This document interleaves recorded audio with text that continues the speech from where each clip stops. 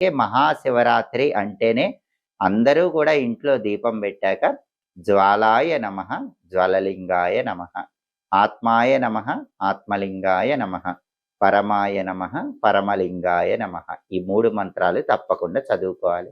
అవి చదువుకుంటే శివానుగ్రహం వల్ల ఆత్మ సాక్షాత్కారం వైపు అడుగులు వేయవచ్చు. శివుడు తొందరగా అనుగ్రహిస్తాడు.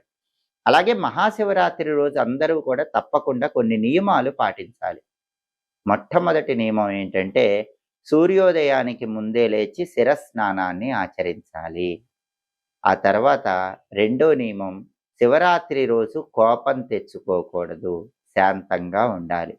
మూడో నియమం శివరాత్రి రోజు ఎవరితో మాట్లాడినా శివ శివ అని పిలవాలి. పురుషులైనా స్త్రీలైనా శివ శివ అనాలి. భర్త భార్యతో కానీ భార్య భర్తతో కానీ శివ శివ అంటూ పిలవాలి. నాలుగో నియమం ఏంటంటే శివరాత్రి